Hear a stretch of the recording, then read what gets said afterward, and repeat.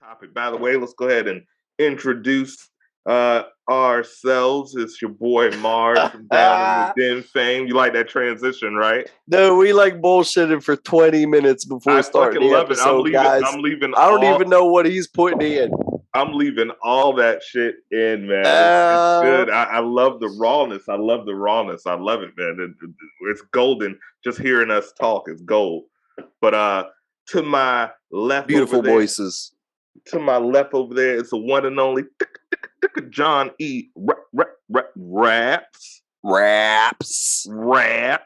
And your boy, this my boy Marz. Thank you so much. Thank you so much. Out of this world. The one and only Marz, a.k.a. Marlon Beardo, the bearded weirdo, as they call me. Back with another episode of the Unnamed Comic Book Show. We're doing it, man. We're talking about all that cool shit that you love. And I've got my partner in crime, the incredible, the writing on the wall is legible. You can see what he's got. He drops bars. He's a movie star. He does it all. And he's one of the coolest dudes I know. And he has the best bucket hats in the game. My man, Rap. He's also a comic specialist. Simpsons bucket hat. My Simpsons bucket hat that you can find at Levi's right now on the second floor of Hudson Yards. Give my man shameless. A discount. 10%. Yo, check it out. Joining us today, the one and only, is that Raphael with a bow? It's got Donatello's weapon. It's Donatello. Oh, he looks red. Maybe he does have red. No, he does have red in the original fucking Eastman and Laird comics. Right, he had the red. And they were all black and white, and then when they colored it for the first time, they all had red. So the only way you can tell them apart, the weapons, was if they was holding their weapons. Right. That's super. Because they didn't even have different. They did eventually as they went on, they even developed their own skin tones and shit. Right. So you could even tell them apart. Yeah, you could tell Mikey because he has the lightest green of all of them. So you can tell in the new comics you can completely tell them apart even if they're not wearing their shit. Donatello's usually skinnier now. You know, they used to all be the same size. Yeah. Draw Donatello a little thinner. Donatello is my favorite to collect figures of. So, this is a NECA cartoon dog. I need much better lighting to show him off, but he's dope. He's coming through crystal clear. Donatello is probably my favorite too. He did not come with this trench coat. This trench coat is from a different pack. It's from the Turtles. They have a Turtles in Disguise 4-pack, and this is like the other Donatello from the Donatello and Leonardo 2-pack, and I fucking went on eBay and won an accessory pack. Dope, I want a fucking accessory pack. So I got for instance Metalhead has one drill hand. Right. But if I want to go grab them, but I'm not going to. Metalhead has one drill hand, but now I got two drill hands for Metalhead. So I got all these. I want this giant bag of accessories, and I was like, Dude, I fucking love the Ninja Turtles, bro. It was probably the first, and I went backwards. Usually, I discover the comic first, and then the cartoon or the movie or the adaptation. I went backwards. So of course, I did the comic first, which was more child friendly. Of course, bro. I mean, the cartoon first.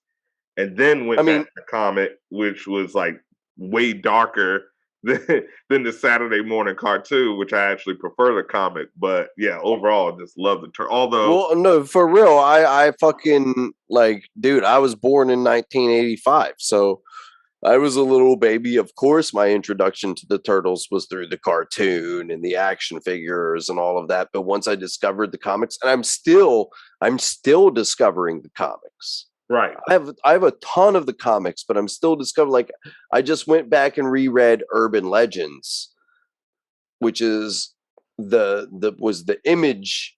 It's considered to be volume 3 of Teenage Mutant Ninja Turtles, but it was the first one that wasn't published by Mirage or Archie, because Archie Comics did the Ninja Turtles Adventures, which is just also this whole fucking crazy other thing. Yeah. That had nothing to do with Eastman and Laird. It started out as like the comic book adaptation of the cartoon. Right. So like the first like probably 8 issues or so are direct adaptations from from like you could almost beat for beat quote it like it's like it's the return of they do, you know, they do the introduction, they do the return of Shredder, and then it just like they hired a new writer, this dude named Dean Clarrain, and he just said fuck it and took it like all off in this different direction where they like end up going to outer space and like they like wrestle in this outer like crazy intergalactic wrestling match, and like it just goes off from there. And then like there's this character Cuddly the Cowlick, who is a giant severed cow head that like swallows them up and transports them across time and space. And so like they end up in like sometimes like the wrong time period and shit. It's just so fucking crazy. Adaptation of Turtles in Time. Remember they did the Turtles in Time movie, which was an adaptation of the. So, what is your favorite tone of Ninja Turtles? Do you prefer the more serious, darker, or do you prefer? Oh, dude, I love the comic book versions. Like the one that I just read, the Urban Legends Volume 3, like I started out saying before I got on a tangent, that was published by Image. So some of it is drawn by Eric Larson, the creator of Savage Dragon, and you know, also former Spider-Man writer. And you know, so they're like intersecting with all these Image characters, and it's so fucking brutal and ultra violent, and I did not even know this shit existed when I was a kid, and I just went back and read it like months ago because I asked for it as a gift. I didn't even think it was going to be all that good. I had no idea what I was in for. Phenomenal. I mean, you have a fucking cyborg Donatello, you have a Raphael that becomes Shredder. He literally becomes the new Shredder and puts on fucking Shredder gear and takes over the foot soldiers. You have a Leonardo that gets one of his arms lopped off, and so he has a sword for it all. He just replaces it with another fucking katana. And dude, it's not balls, bro. But it's such good storytelling. Like it's not like they don't pull any punches, and it's still like substantial. Like you feel for these characters, and like they go through the motions and stuff like that. And like those are the kind of stories that I think like Marvel and DC can't even really pull off because they're so, you know, kid friendly. Nowadays, back in the 90s when that book was coming out, that was the circumstance. Nowadays they can, you know what I mean, they can just say it's above, you know, whatever their T+ rating is, and you know, like Wolverine can cut anybody's face off. You know what I mean? Punisher could, well, now they're currently, you know, we're jumping around, but that's what we do. But you know, now Punisher, with him being a member of the Hand and getting rid of guns and changing his logo. Yeah, he's a member. I did not know. I was not up to date on that. Yeah, Punisher's a member of the Hand now, and a lot of people, of course, are complaining because they're like, oh, you know, you're trying to get away from gun violence, but the character is defined by gun violence. But he doesn't use guns anymore. He uses scythes and ninja blades and katana blades. He's a member of the Hand. He's a leader of the Hand. and his skull is now like the Hands Dragon logo. So I don't think that's gonna last. I don't think it's gonna This last. is just another like temporary incarnation of the Punisher. Yeah, absolutely. Which is a perfect transition because our topic today is multiversal stories. Our favorite multiversal stories. It seems to be all the craze now. You got of course, No Way Home, have Flashpoint coming out. Well, DC delayed their slate, so who knows when that's coming out.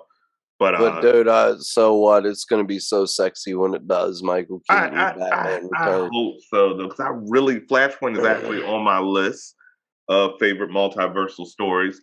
Oh But yeah, it's not a direct adaptation, so I don't yeah. know. No, it's not. It's not going to be anything like your book. Anything like the book. It's not going to be anything like your version of Thomas Wayne. That's not happening. Yeah, Noah Lanterns versus. Yeah, no, that's my big beef. We could do a whole nother episode on this because my biggest beef with comic book movies, and like I said, I'm not a purist. I love to see shit that's different from the comic because as a fan, it surprises me. I want to see a different story. Yeah, I want to see a different story. Like I haven't seen Batman. Okay, I'm horrible. I should kill myself. I haven't seen Batman yet. I haven't either, bro. I haven't. Whoa! All right, Pound. Pound. We're going on Saturday. We're doing a date thing because it's 3 hours. We're like, it's hard to get 3 hours, bro. After the pandemic, bro. After the pandemic, you just want to be home in your comfort zone, bro. Yeah, man. If that was on HBO Max, I would have been watched it. I would have paid for it if it was on HBO Max. But going to the theater for 3 hours with people breathing. So we got it planned ahead. We know we're doing it next weekend. Like, it's not something you can do spur of the moment. You have to be like mentally prepared because this is going to be some dark shit for 3 hours. He's busting people in the fucking face for 3 hours. So, like he's like a darker version of Batman every 10 years. Like, how dark can you get? I don't even know what his voice how in my lifetime we went from Adam West to like literally. I mean, obviously, I wasn't alive when Adam West was in his prime, but that's the first Batman I remember on TV was to Batfleck just fucking annihilating these dudes in the warehouse, just fucking splitting their domes. Best Batman fights. I watched that back the other day. I was on what from Batman? You're talking about Batman versus Superman. Batman v Superman. The warehouse scene where he's going to save Martha. Batman killed a lot of fucking people in that. He killed mad people in that movie, bro. It was one scene where he slams the guy in the wall. I never noticed it the first time, but it's literally a trail of blood as the guy. Well, here's the reason you didn't notice it the first time, because that's only in the extended director's cut. Right. Yeah. That was not in the original theatrical version. Dude, that's the only one that makes any sense, bro. The way they cut it and shit, man. I wish they would stop fucking with Zack Snyder's shit, because then people are like, he's a shitty director, and you're like, bro, like, they keep fucking up his movies. He got a lot of negative press for what Josh Whedon. When you look at his version versus the Josh Whedon version, it's not even the same fucking movie. It's not even the same. He had to take that on the chin for like 2 years of people saying he ruined the fucking Justice League, and he had a masterpiece. And just Josh Whedon, who apparently is a terrible person, which sucks because I loved his run on the X-Men. I even love Buffy the Vampire Slayer. Fuck it. I'll admit it. And he directed the first 2 Avengers movies. The very first, and which Age of Ultron got a lot of hate when it first came out, but I loved it. I loved Age of Ultron. It literally set up the whole Phase 3 perfectly. So why was he a bad guy? I don't understand what he had involved. If you remember, I'm probably butchering it. The guy who played Cyborg, I can't remember his name. Fisher something. Ray Fisher is his name.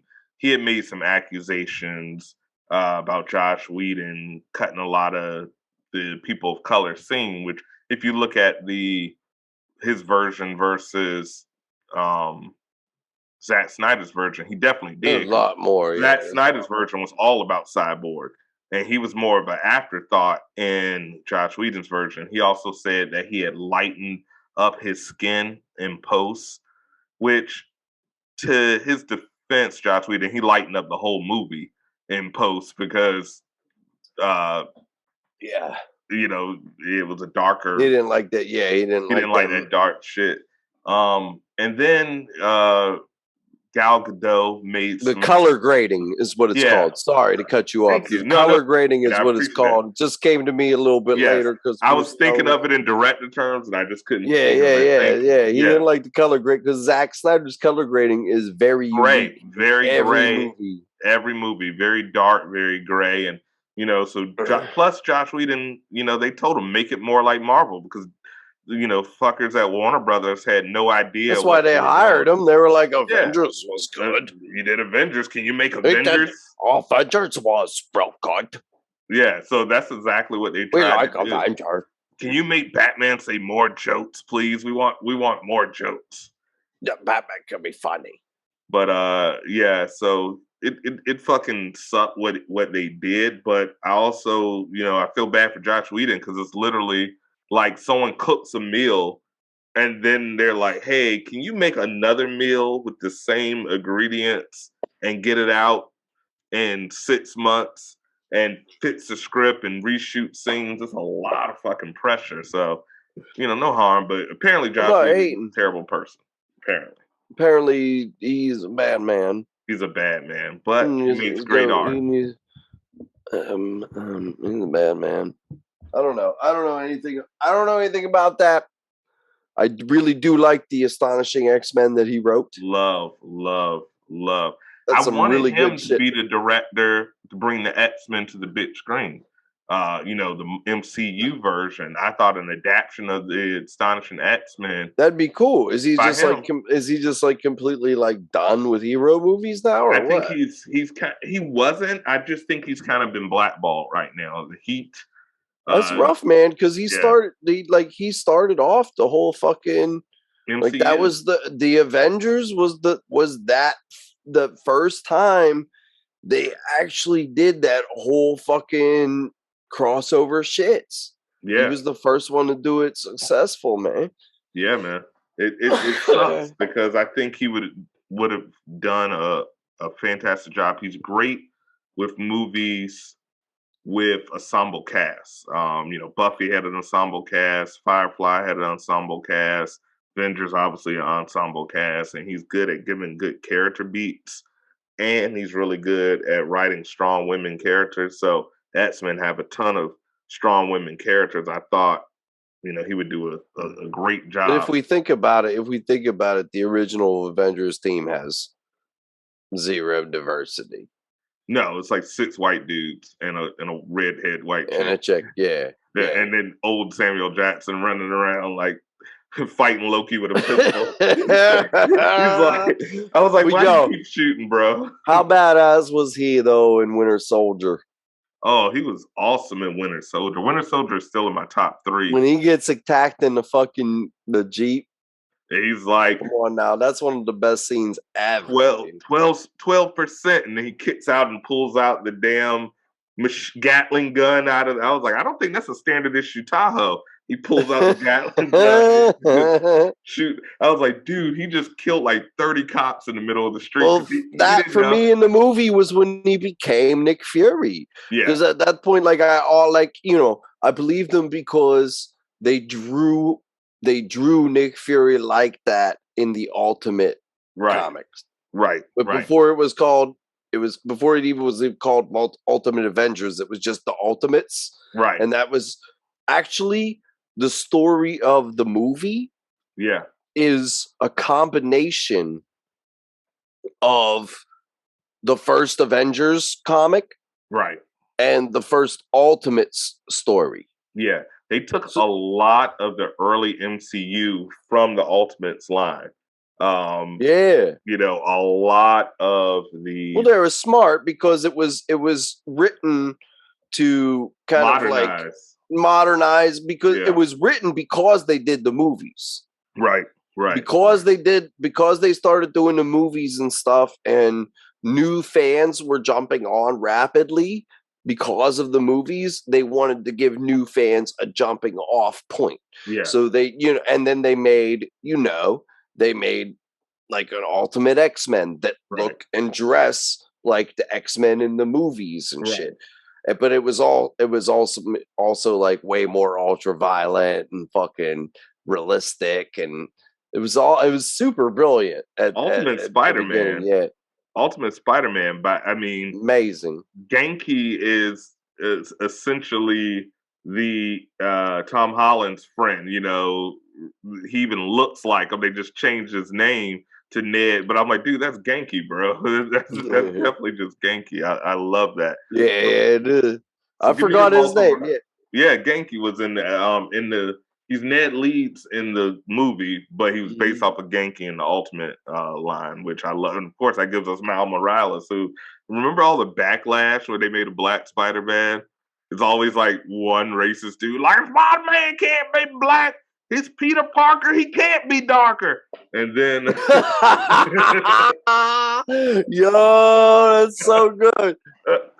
Can I please steal that for that's rap? yours, bro. That's yours. That was so good. Oh man, playing me, bro. So give me one. Give me one of your dirty cracker multiversals. My favorite multiverse. Damn. I forgot to write down a list. I was like, I'm gonna give the whole list, and then I forgot. But like, bro, I have it in my phone. My first. Okay, fuck it. You're gonna edit this later anyway, so it's okay. My first multiverse story ever, which just blew my mind and sucked me into comics completely, was 0 Hour Crisis in Time. Because I just was at this time as a kid, at like 1993, 1994. I had just seen, like, I just got into comics, and like for the years prior that I was reading comics, it was like cartoon characters, and it was Spider-Man, which, like, like, shit goes down in Spider-Man. Shit is very tragic in Spider-Man.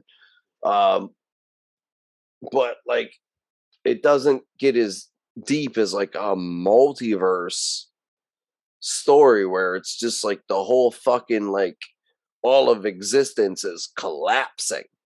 But anyway, so I started with Spider-Man, which is, can be dark at times, but I mainly read I mainly was reading like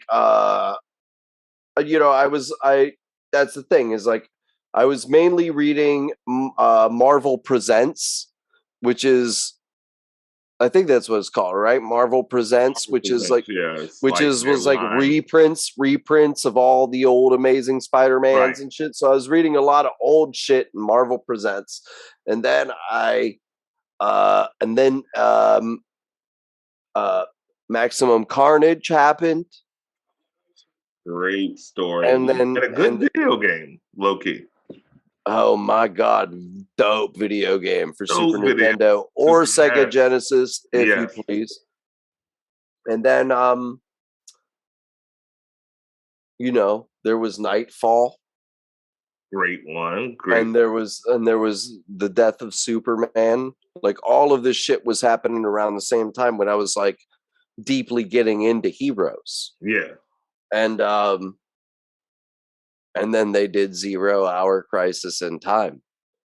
And it was like, for my DC heroes, it was like they had already experienced so much tragedy just now.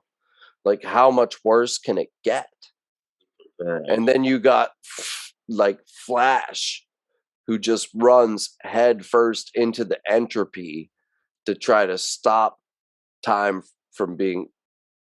space from being completely fucked, and just like runs himself into oblivion. That shit was so fucking crazy to me. And it was just so dark. The best multiversal. They're Crisis, Infinite Crisis, Zero Crisis. No, they started it. To be fair, they started it. Yeah, no, Crisis on Infinite Earths is like pretty much the original shits with that, right? Facts. Absolutely. So back on the DC wave, also one of my favorite multiversal stories, and we talked about it earlier, Flashpoint, bro. Flashpoint to me, and I thought, flipping back to the movie, I thought it was so set up so perfectly with who Snyder cast as Thomas Wayne for that little clip in Batman versus Superman. It was Jeffrey Dean Morgan who played Thomas Wayne. Oh yeah. And Lauren Negan. Negan. He would make such a badass Thomas Wayne, be bro. The best Thomas Wayne. It was. He would fuck people up. Absolutely, I'm like, dude, Negan is Thomas Wayne. He's fucking. He'd Thomas be a great Wayne. Batman. Be a great Batman. So I thought when I saw it, I'm like, you don't cast a guy that big of a star for a 30-second cameo. He was literally, he didn't have a speaking line. You see him, if you remember, the pearls pop off, and then he gets shot. Yeah. And then Maggie. So you think there was a bigger plan for him? I think there was a bigger plan before the good folks at Warner Brothers decided to say, put the tip in with what he was doing. Well, bro, nowadays, the way they make these movies, if anybody at the table says that idea at the right time, it could happen. Yeah. Nowadays, like the way they're doing it, like anybody can come back at any time. And that's the beauty of the multiverse. It's the beauty of the multiverse. It opens it up for literally, which is my ultimate dream, and it may be 10, 15 years from now, it may never happen, but I would love a Marvel versus DC. Dude. With some of these characters. They just have to do it right. I want them to do it right. Kevin Feige has to have control, and it has to be it has to be a better story than the comic book. It has to be way better. It can't be. It has to be a better story than comic book, because honestly, I think the comic book was like a cheap. No, it was a money grab. The story, we're fighting, the villains teaming up, and the bag, and we always the writing wasn't the most horrible. No, it was just the culmination of it all. Yeah, exactly. It was like it made no sense. So yeah, Flashpoint is one for me. Give me another one of your favorite multiverse stories. Well, I'm gonna go to Infinite Crisis. Great choice. Because that shit was just fucking crazy, bro. Yeah. Like you end out like that's another thing where it's just like they bring back all your favorite versions. And the Superboy punching the multiverse from the 80s. The Superboy from like the literally like the adaptation of the Superboy from the 80s is the fucking villain. Yeah. It's the foundation for every multiversal story that came afterwards. Yeah. It's really, you can see bits of it in Infinite Crisis. Like everything that came after took something from Infinite Crisis. I think it's a must read with anybody who's it's all the rage. It's like multiverse. I think by the time Flashpoint comes out, like I said, next year or whatever, it's gonna be, and Doctor Strange in a few months, everybody's gonna be going back to their local comic book stores to pick up some of these classics, because it really just set the tone for everything that came after it. Yeah, bro. But for the fans that have never read Infinite Crisis, like, I don't want to get too much into the details, but I will give you a little bit of the starting and a little bit of the ending. And a little bit of the starting is, it starts with this crazy one shot It starts with this crazy one shot that is the death of Blue Beetle. And it is just it's so great. The original Blue Beetle. The original Blue Blue Beetle. Ted Cord. Not Robbie, what's his name? Robbie Rez? Robbie, whoever the fuck. Yeah. Nobody cares about him. But it's the original Ted Cord Blue Beetle and Booster Gold. And it's that classic matchup from who was it that did them back in the 80s when he the combination of those two. Gillen or I think it's Magellan. I'm pronouncing the dude's name wrong. I'm having a brain fart. I could look it up. It's okay. Cut it from the episode. No, it's when it became Justice League Europe or whatever it was. Yeah. Justice League Internet, whatever. International. Either way, so it started with this one shot, Death of Blue Beetle, Booster Gold story, reveals that what's the guy from Suicide Squad? Max Lord. Yeah, Maxwell Lord is revealed to be, some type of he has something to do with the inner machinations of this reality fucking that is about to occur, right? And then and then it leads to Infinite Crisis, which is where it's a whole bunch of realities deteriorating, all because the Superboy from the 80s who had his own series and his own continuity, and he never grew up or none of that. He was real mad. He was real mad because of all that. And he just, right? Like, it's kind of on the universe, essentially. I was reading that shit and I never saw that coming. I was just like, because I read them Superboy kids when I was a kid, man. I read those books. Yeah, it was based on the TV show. Yeah, which was hot trash, but what a great. He should be mad because he was done terrible in the story as far. So I thought that was just an incredible. You don't really get surprises like that anymore. Yeah. So that was super dope. And then they also that was when they, pretty much introduced Brother Eye. Yeah. Which is another big bad in the DC universe. To this day, actually. To this day, Brother Eye is a major threat. And, that's all I have to say about that one. And then for my third one, right now, off the top of the dome, like there's other crazier shits that I could go into, but like I really thought Heroes Reborn was really cool. And I would love everybody to check out Heroes Reborn, not even just for those series, but like check out the Onslaught story. Like the X-Men Onslaught story that led into that, because it was like that was like a whole big Marvel crossover that led into like this like big bang introduction to some alternate reality shit. So OP. That's a character I don't think we'll ever see on the big screen, but he's so OP. I love Onslaught.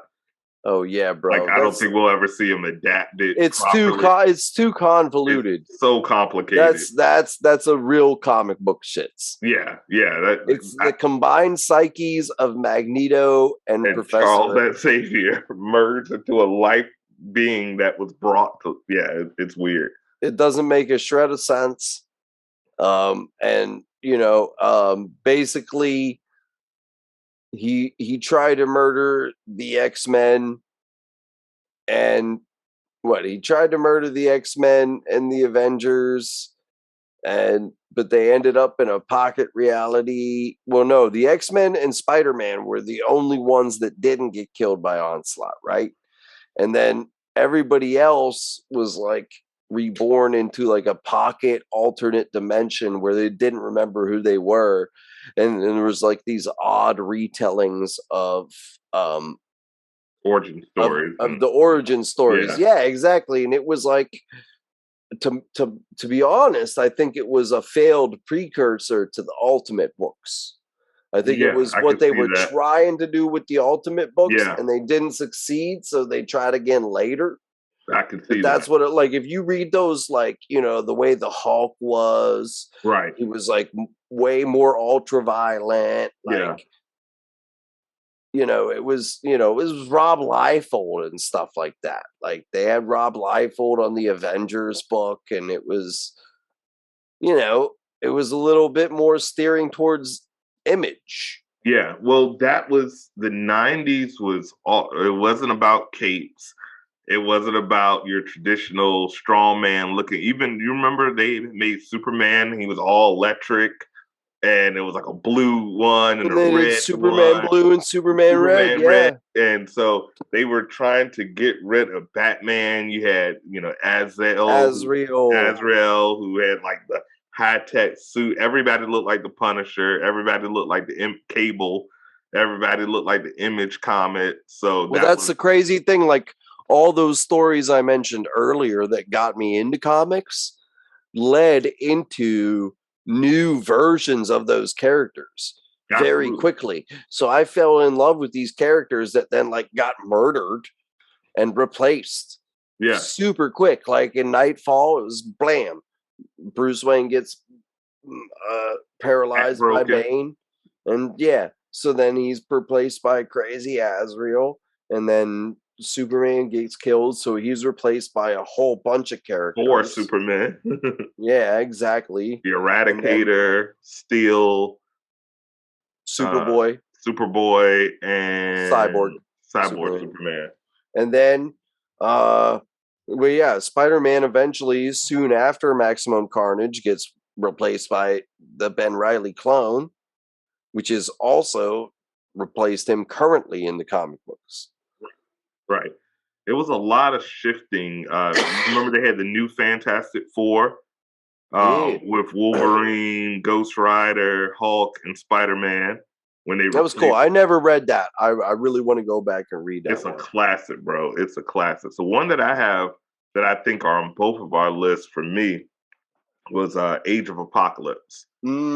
Love Age of Apocalypse. So good, bro. So good. You have Legion, who is... I didn't get into the Legion TV show. It's kind of weird to me. But the first season for me was gripping, but I couldn't get into it after that, I will say. Yeah. It was like just too weird, too artsy. I agree. The first season I watched, and then the second season, once they went into like the institution, and it was a little bit too intelligent for me. I realized I'm just a dumb comic nerd, so I was like, this is too smart for me. I like little words, too many syllables. So that helped me. But Age of Apocalypse was dope. Legion tries to kill Magneto, and we're not giving any spoilers because we want you guys to go support your local comic book stores and go back and read it all. Go back, get that ink on your hands. But if you don't know who Legion is, John, you want to let the people know who Legion is? Well, he's a little backstory. He's one of Professor Xavier's sons. Yes. He has a lot of illegitimate kids. Him and Logan don't wrap up. he's definitely an Omega mutant that has like reality altering powers. Yeah. Right? Like he's up there with Franklin. He's not as powerful as Franklin Richards, but he's up there. Yeah. Yeah. So, he had the ability to create an alternate reality where basically Apocalypse had defeated the X-Men and had defeated Professor Xavier, or maybe like in this reality, right? Like Professor Xavier never even really like made it or something. Like no, how was it? He ended up killing. He was trying to kill Magneto. Ended up where Professor Xavier never formulated the X-Men and never was able to give the guys the leadership. So it ended up being a universe where pretty much it was complete chaos, because without the formation of the X-Men, there was no one there to kind of bridge that relationship between humans and mutants. And there was no one to steer the mutants, and it got out of control. Yeah, real bad, real quick. Apocalypse just took over.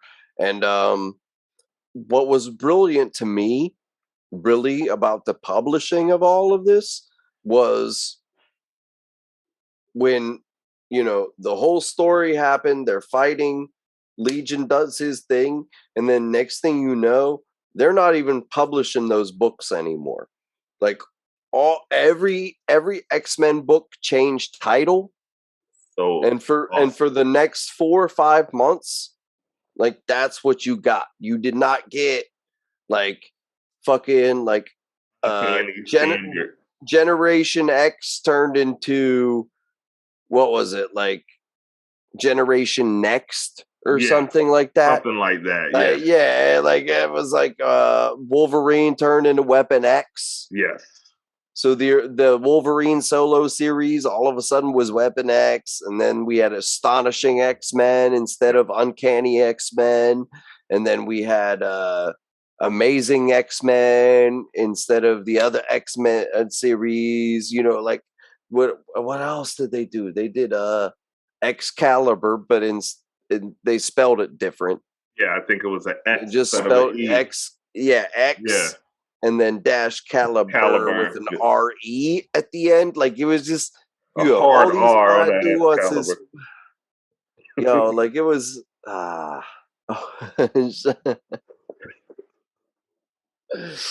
but that shit to me was like, whoa, like they really just don't give a fuck.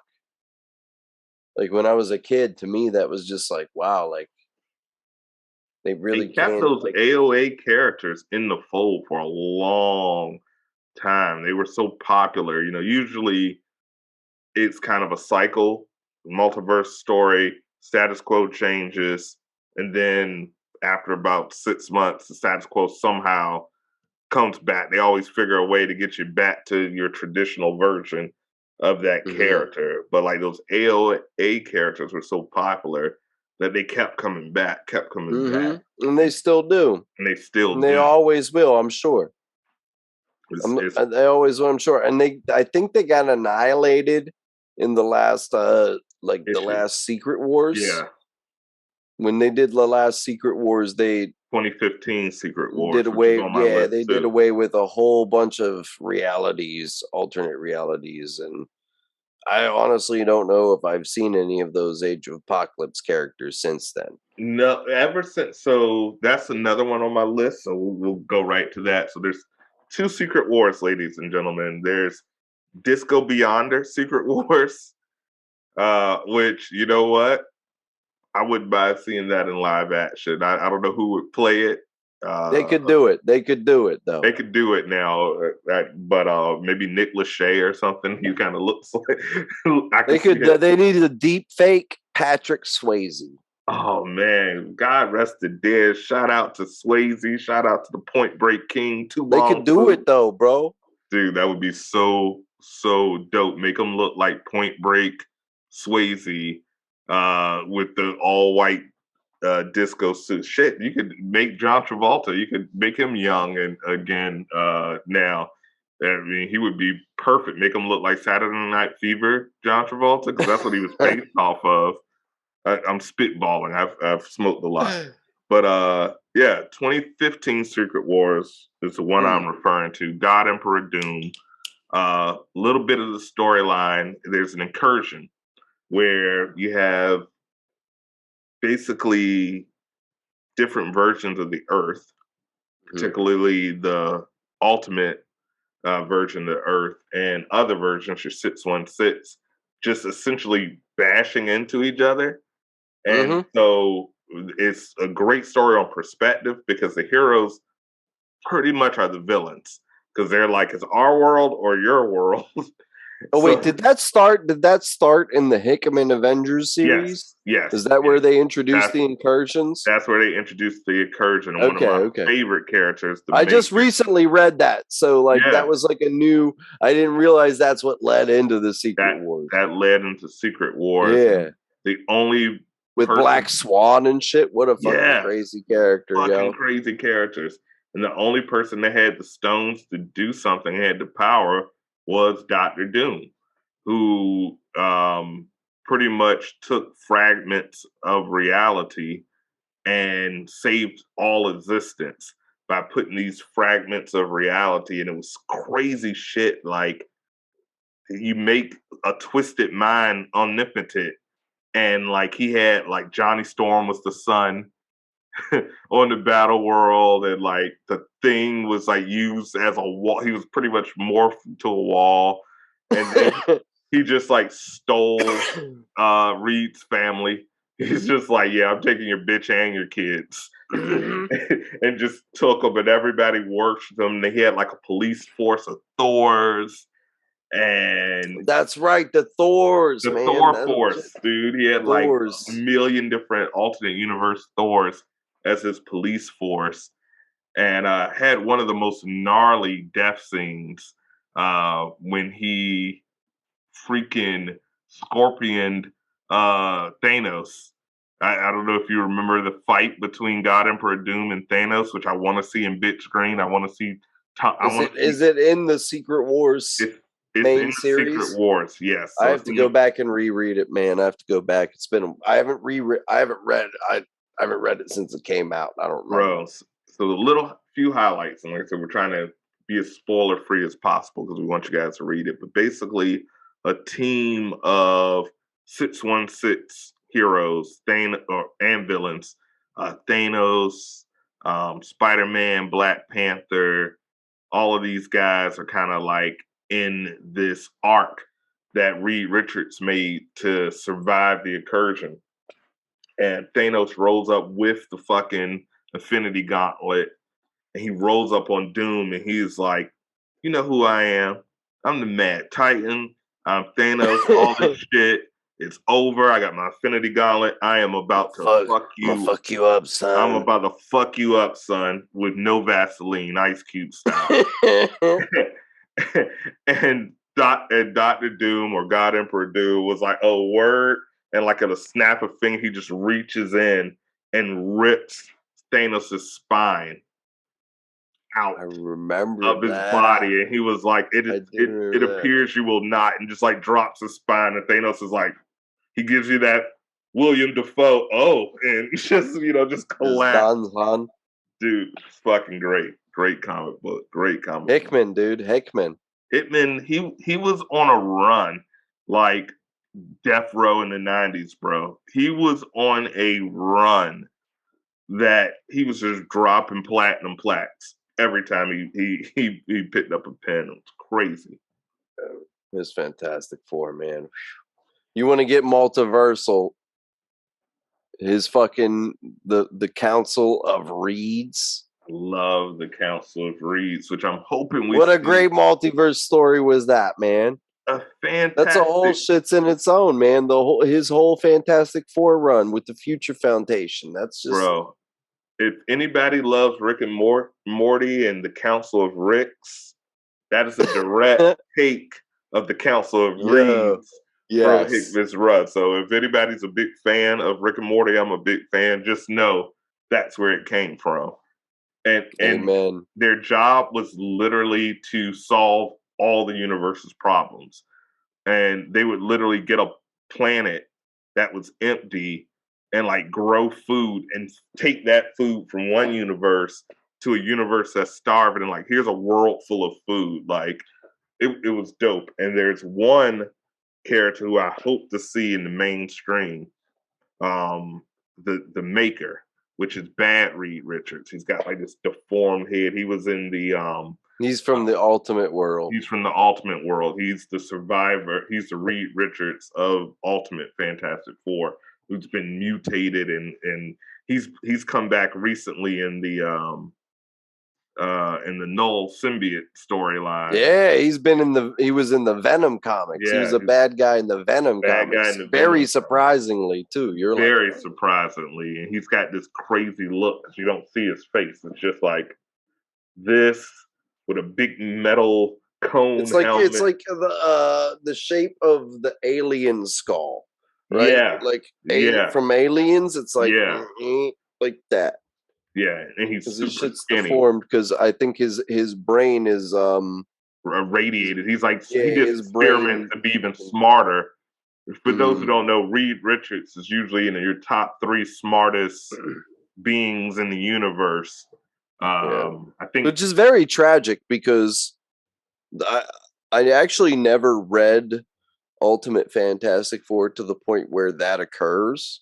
I've read a lot of Ultimate Fantastic Four, and it's a really good retelling of Fantastic Four. But I don't know how he turns himself into the Maker, and that must be a fucking crazy story because he's a really good, like innocent, like actually like an innocent younger version of Reed Richards. Much more innocent and shit. So like it makes it that also kind of lends itself to him turning into the Maker because he's kind of like an Anakin Skywalker type. Like you were supposed to be the best. Very very naive version. Yeah, absolutely. So Secret Wars is up there. Give me another one. What's another one that you rock with? All right, man. This was a recent one, and I mean, I can't give you too many details because I can't recall too many details, but I wouldn't want to spoil it for you anyways because it's like a 6-part miniseries. But actually, Batman versus Teenage Mutant Ninja Turtles number 3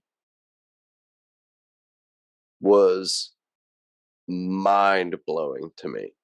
Bro, I was going to bring that up earlier, man. I was going to bring that up earlier because Batman washed the Ninja Turtles, bro. He washed them. All 4 of them. He watched them? He washed them. Like, he beat their ass. Like, oh, yeah. Oh, bro. He handed them the L's. But, well, there's 5 different series where they like it was so they did Batman Teenage Mutant Ninja Turtles by James Tynion IV, who has written like at now at this point who has been like the main writer of many Batman books. Yeah. And but at the time he was pretty new to the Batman books. But they let him write the Batman Teenage Mutant Ninja Turtles crossover books, and you know, like the first one to me was cool. If you ever seen the movie, like the cartoon movie, which actually happens to have 100% on Rotten Tomatoes. Very rare. I don't understand. I don't know how that movie got a better score than Godfather, but it's okay. It's pretty fun. And Godfather have Michelangelo. They have other Italians, but they don't have Michelangelo. They do not have Michelangelo. They do not have Joker morphing into a giant cobra. So those are some things that they are lacking in the Godfather movies. Which I felt nevertheless the opportunity of him being a hyena. If you're going to do the whole Ninja Turtle where the animal kind of fits the personality, Joker being a huge hyena seems I don't know, that makes no sense. But as far as I remember, he turned into a giant cobra. I don't know. He turned to a cobra, but I'm like, it's weird, man. A laughing hyena fits. Yeah, so they did that, and they did the movie based on that. But then they did a couple other series. They did 2 series that were based on like the Batman animated aesthetic. Yeah. So they did 2 series where it was like the current Nickelodeon cartoon versions of the Turtles meeting the Batman cartoon version. So they did 2 Batman Adventures versions. The animated series, the Tim, Yeah. what's his name? Tim, he's responsible for Justice League cartoon and Batman 9, Batman Beyond. I'm not having a brain fart. That's what happens when I smoke. But yeah, continue. You can look it up and say it later, so you can throw it in there. Just I want to wake up in the middle of the night. Timness. No, but we know, but that's that. But also, how convoluted is that?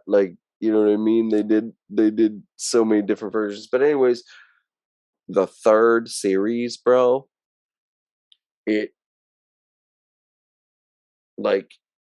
involves the black and white turtles.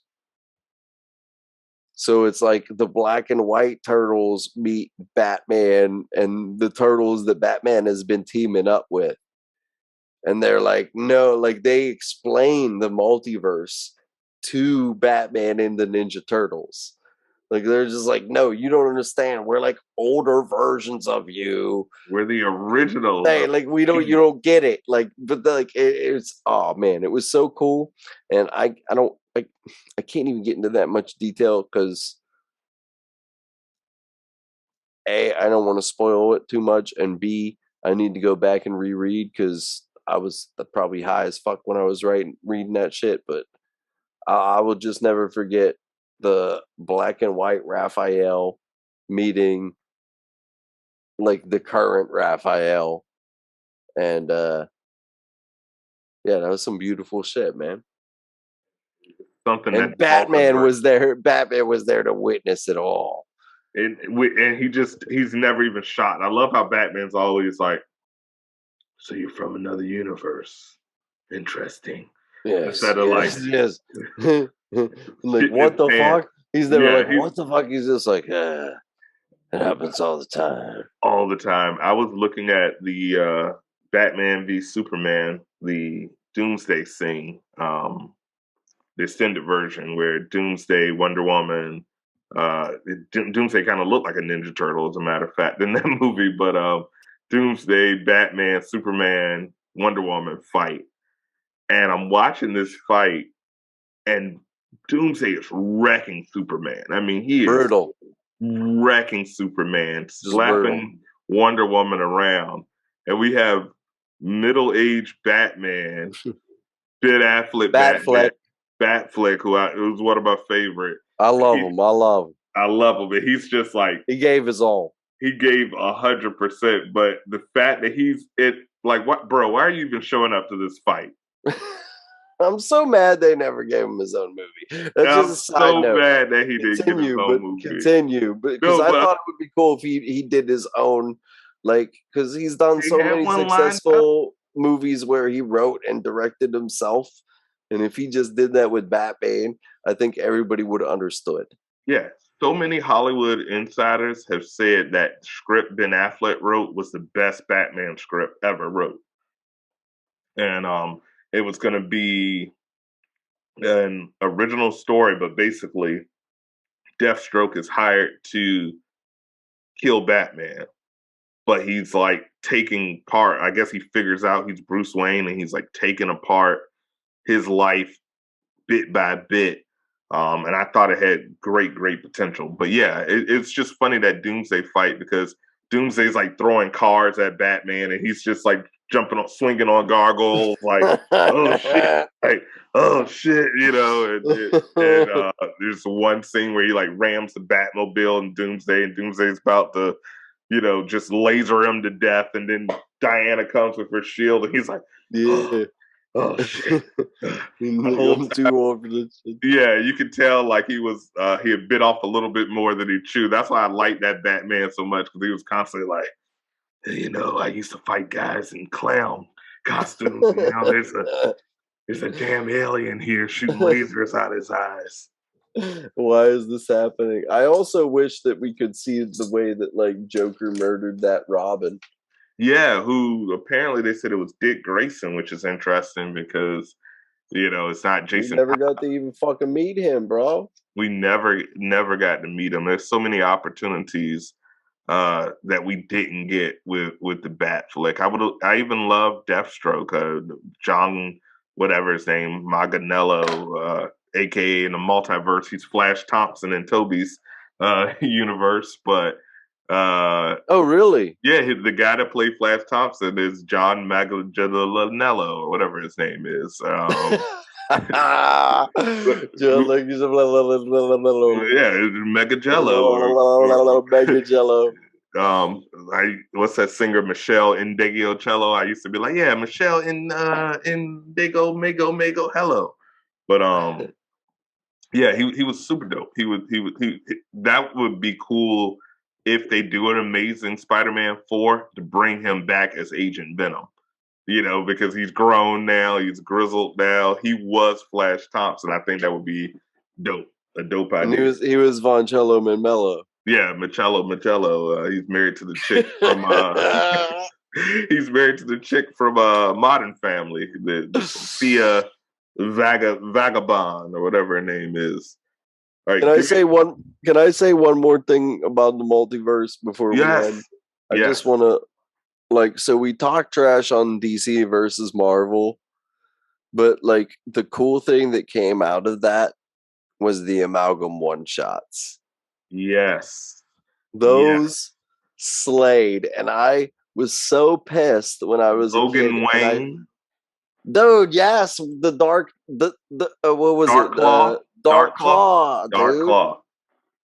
Dude, when I read that shit and then like it said to be continued and all this, and then I realized it was just a one shot, I was so blown, bro. Yeah. I would love to see those back. I was like, you guys could have just stayed like this. And the Spider Boy, which was like the Superboy and Spider-Man merged into that was a lot of fun. Who else? Really fun. Storm and Wonder Woman, I think merged. Yeah. Lobo the Duck. Yeah, that was Howard the Duck and Lobo. Oh man. Why is Jason Momoa Aquaman and not Lobo? Yo.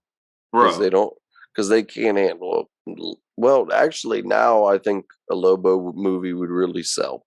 If they did now Lobo they should do it with James Gunn directing, his sentimentality and his, just crazy violence and stuff, I think it would be. I don't know who would play it because I thought Jason Momoa was born to play Lobo. I don't know. I'm sure there's some big hairy dude that can play him, but yeah, I would love to see a Lobo movie, especially if they, had him beating Superman's ass or something like that. Dude, that would be huge. Like the classic Superman animated series episode from the 90s where they introduced Lobo. Comes on a space. He was voiced by Ron Perlman, right? Was it Ron Perlman? Was it Ron Perlman?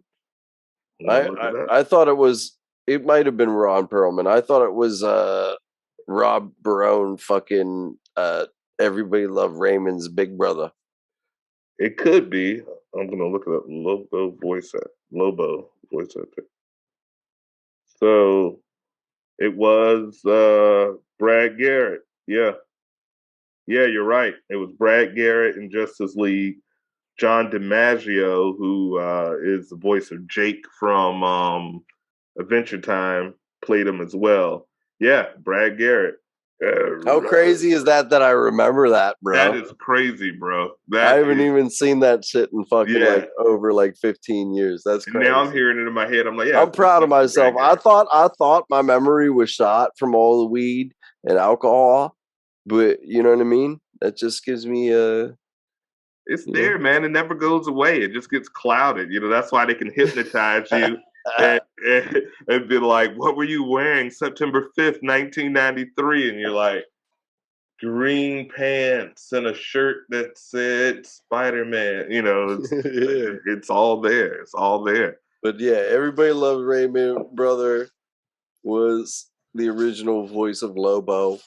They need to bring up the hell. You even know who the fuck Lobo is? He's a big guy. He's like 6'6". He could play Lobo. He may be like 70 now, but hell, shit, go for it. Ron Perlman makes sense though. Yeah, I always get Ron Perlman confused because he plays everything. He's Hellboy.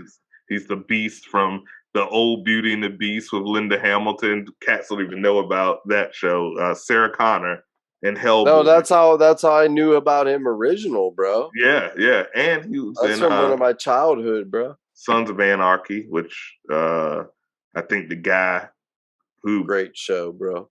He would be Charlie. What's the name? Charlie, the lead guy, Charlie Hunnam. I think he would be the perfect Green Arrow in a DC live action movie. He's already got the beard. He's blonde. He looks like him. He got the swag. He would be a perfect Green Arrow.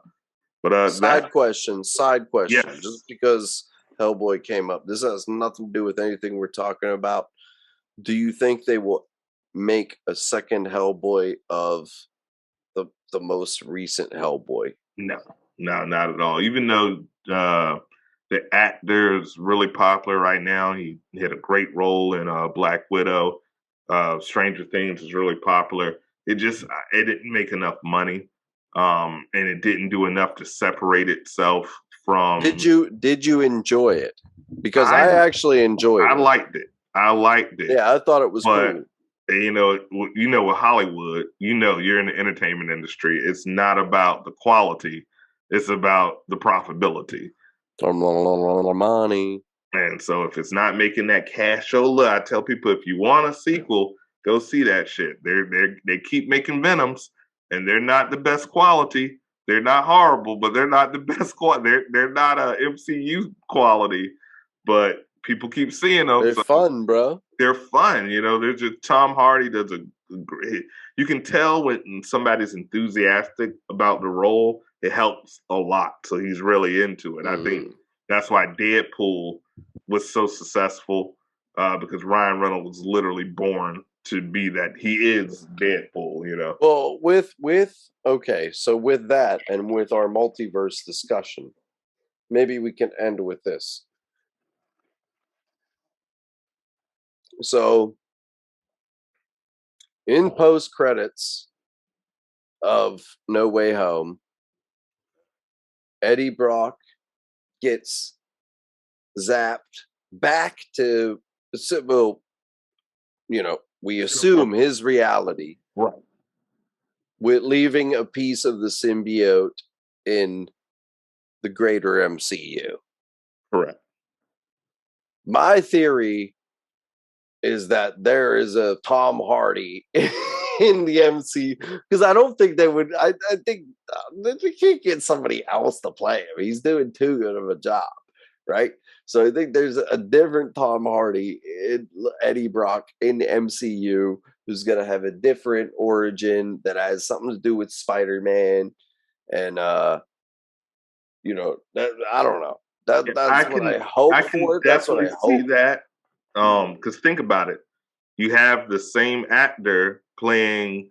You have J.K. Simmons playing the version of J. Jonah Jameson in the Marvel, and he's the same in the Toby universe. So he has hair.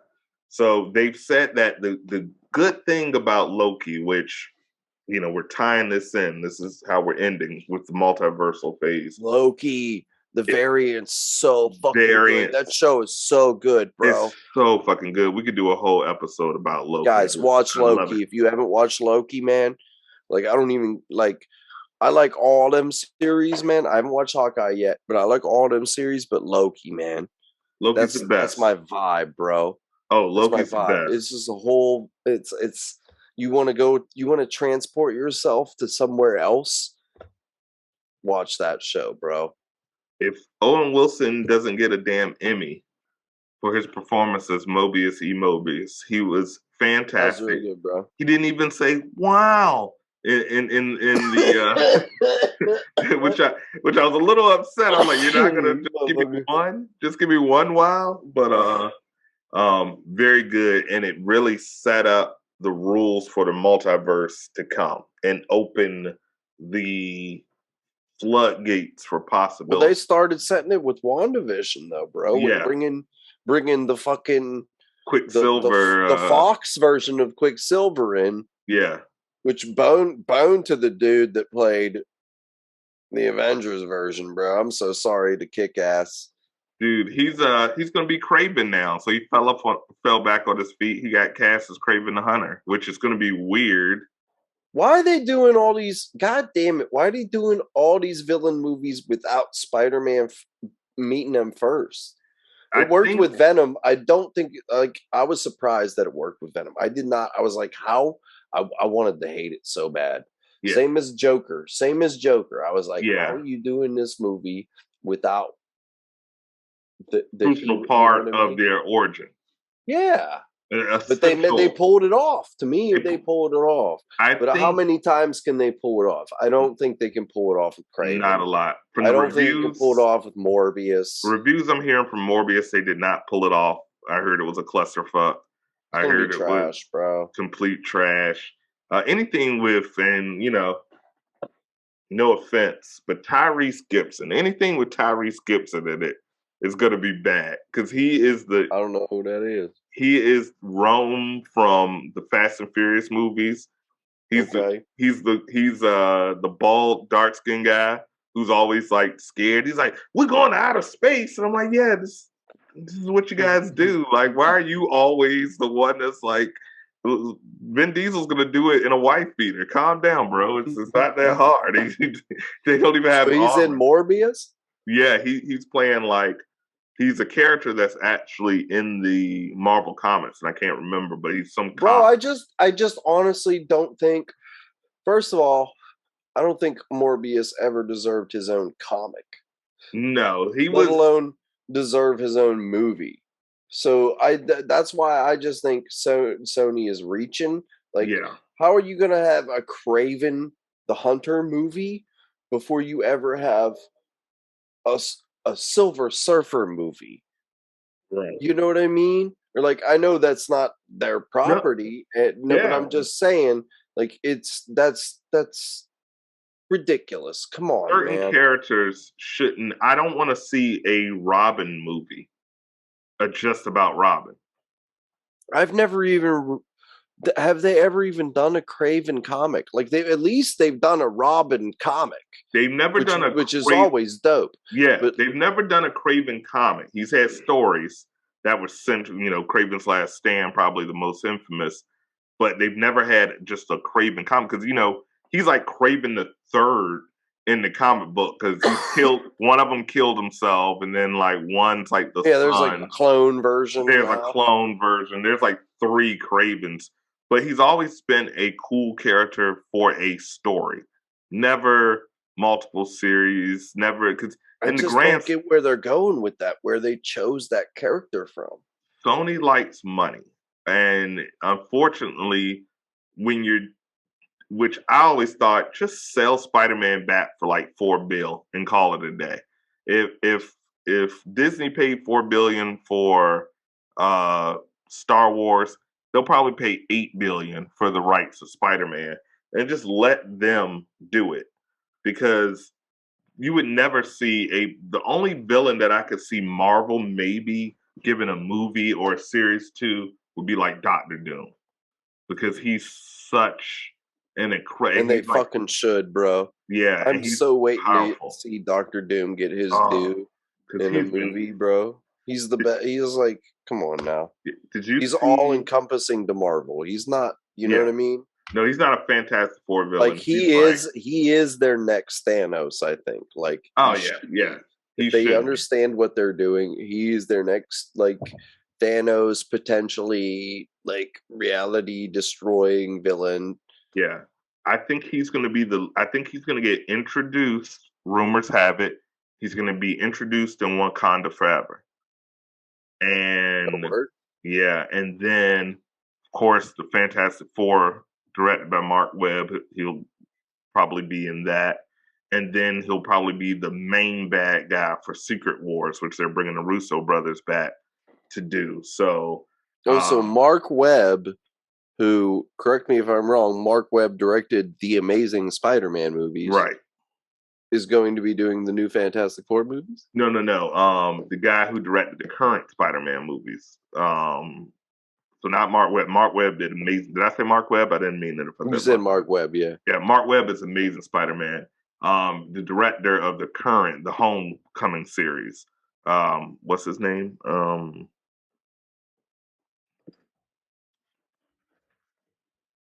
How great is his name? Mark Webb, and he did Spider-Man movies. I know, that's why it was easy for me to remember. I I'm can't like, remember. dude, that's perfect. Shit, I can't remember. Flavenstein. Madam Web. Yeah, I heard about a Madam Web movie with the chick from Grey. Dude, I'll slap somebody. They gotta stop making these Spider-Man spin-off characters, man. They're gonna ruin the whole shit. Marvel's gonna have to play a lot of cleanup because Venom, while fun, and I enjoyed both of them. I love Woody Harrelson. I watch Woody Harrelson do anything. Can I say my criticism though? Please, just real quick. Why did Carnage have to go out like a bitch? Why do they have to kill? That was the only reason. He was fine until he's just like, oh, why me? Yeah, and you were just like that's not Carnage would be like that. Also, Cletus Cassidy isn't going to be fighting for a chick. He is the king of I don't love them hoes. Like he would have definitely. Yeah, he was just clearly just using Shriek in the original story. Yeah, clearly. So I don't like that when they try to make a guy who's clear psychopath. He has a little soft spot for her. No, they always gotta give these bad guys like a conscience. And that's what bothers me so much about like some of the MCU villains and like people really loved Spider-Man 2 when it came out. Yeah, like Doc Ock is my favorite villain of all time.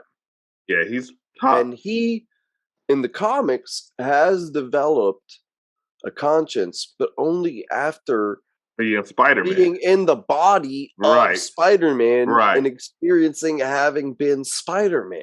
Before that, he was a psychotic fucking asshole. Yes, like a psychotic, narcissistic asshole. So, like, they give him this dude that is, it's not the arms that made him an asshole. He was just an asshole to begin with, and then the arms bonded with him. And then in the fucking movie, they do the whole thing where the arms is talking to him. Stuff. Yeah, and it ended up coming around. It worked, and they made it really work in No Way Home because like he needed to be an ally in that movie. It would have made no sense for him to revert when he ended his last appearance already being redeemed. So yeah. So they needed that. They needed that role to be fulfilled. So that was good. But and he does have he had redeeming qualities. Like he was in love with Aunt May. I remember. Yes. It was one of the first comics I ever read. Was a kid where the issue where Dr. Octopus tries to marry Aunt May on this deserted island, and Hammerhead goes to blow it up, and Spider-Man has to stop it all from happening at the last moment. I don't know. I forget what my point was. All I'm saying is we're talking about your criticism. Stop giving these guys redeeming qualities when they don't need it. Sometimes people are just bad. Let them be evil. Just be evil. Sometimes let them be Willem Dafoe. Right. Let me tell you, I loved fucking Green Goblin, bro. God, I told you, bro. I told you.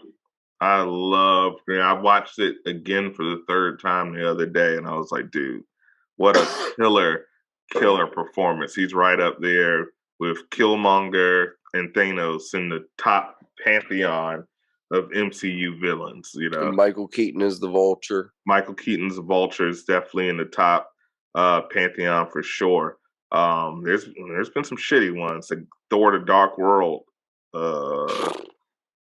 He's such a good actor. Yeah, he's such a good actor, and they just. But Malekith is more like he's the opposite of the way that was played. He was played real stoic and shit. And Malekith is more of like a Joker type.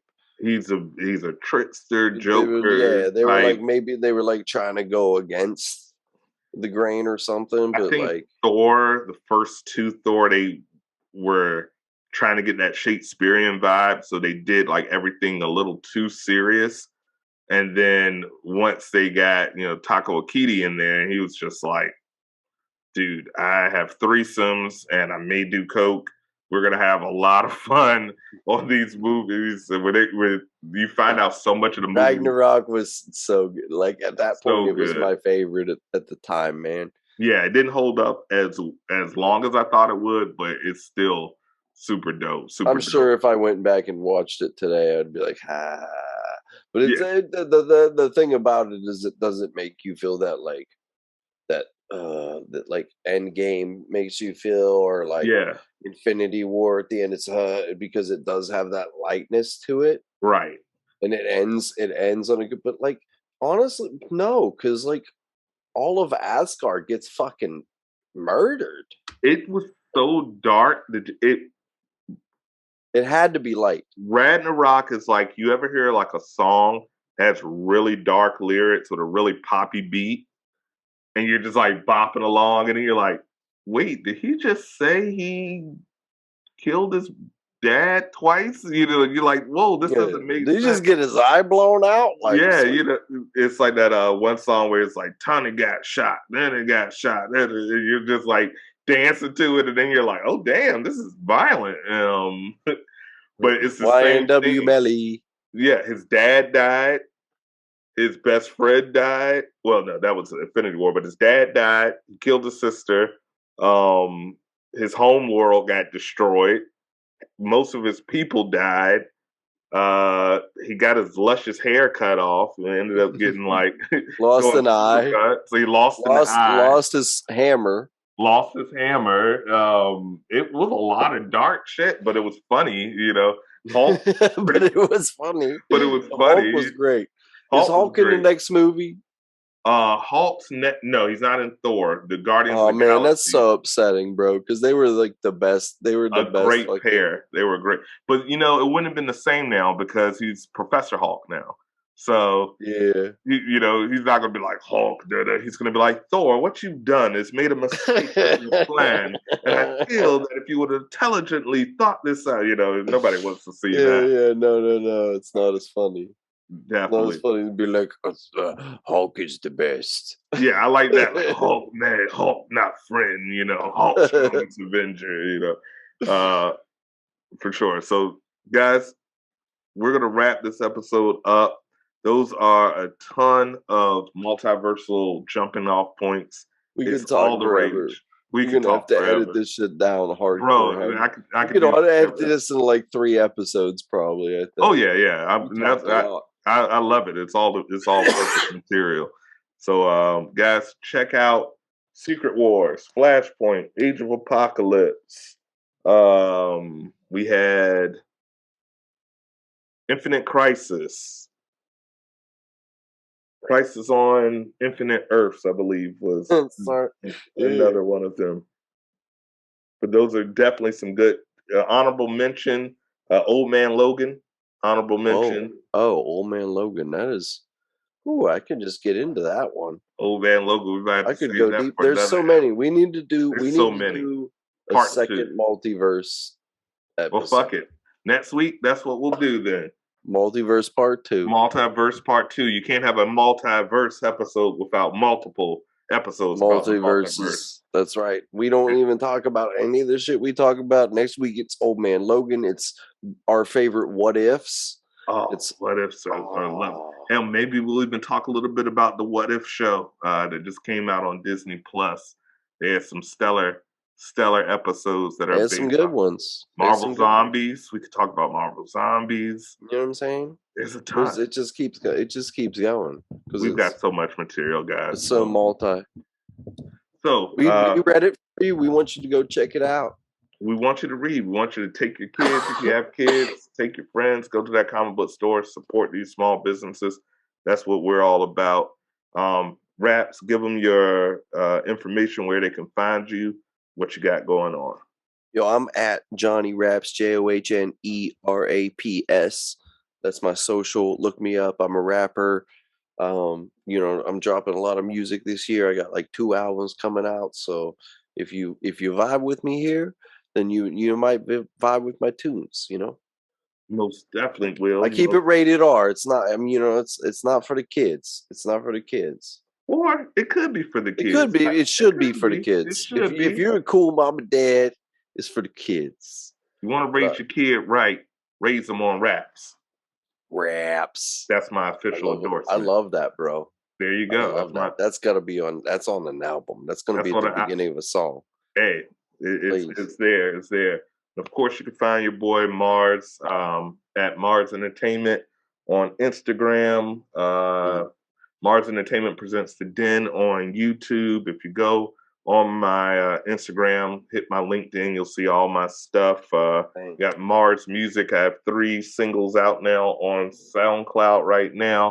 Just instrumentals because I make beats right now. I'm gonna rap to them shits. I didn't know. Man, I got 3 beats out right now on SoundCloud. I'll send them to you. We're working on that shit for sale, man. Some music. We'll probably be working on our theme song. Give us some ideas for the title for this Unnamed Comic Book Show.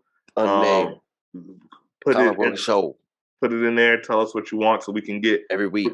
We're gonna make some merch. We're gonna make gear. We're gonna make. We're in the experimental phase right now, but it's gonna be everything that you want to tune in. So check out my man Raps. He's got great music out right now. Download that shit. Stream that shit. Go watch a couple of episodes on Down in the Den, particularly ones with Raps featured. He's got part-time rapper,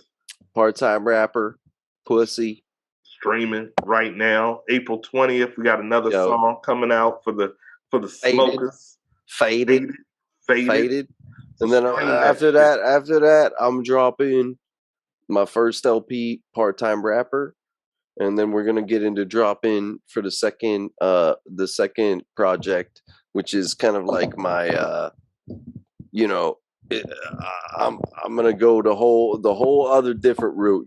I got like a happy dance record, and now I got like the hardcore, dark hardcore hip hop.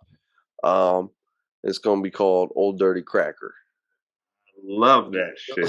I love that shit. I love that shit. I love it. And my music, the project is called D.E.N, which stands for Dreams and Nightmares. Love it. That's gonna be probably won't be out till the winter, but compelling beats. We're producing. Get my features from my boy Raps and. Get me on that shit. I want on that shit. He's up there. He's gonna be on multiple tracks. We're gonna have to Redman and Method on one of these bad boys. So we got that coming out. On that shit. What the Muck coming out, my mukbang show where we'll be traveling all around this fine country with some of my homies, some of my den mates, snacking, eating, reading comic books, drinking, smoking, whatever the hell we want to do. What the Muck will be coming out towards the end of the year and filming very soon this summer. So we got mad shit, Unnamed Comic Book Show. Please check us out. Like, comment, subscribe, follow us. Any topics you want to talk about, put it in the guideline, and maybe we'll do some live streaming, some live episodes. We'll see. We're going to do some things for you. We're working this shit out. But it's your boy, Marz, checking out. Deuces. Raps, checking out. Deuces. Like, comment, subscribe. Read some comic books, motherfuckers. Read it. Read some comic books.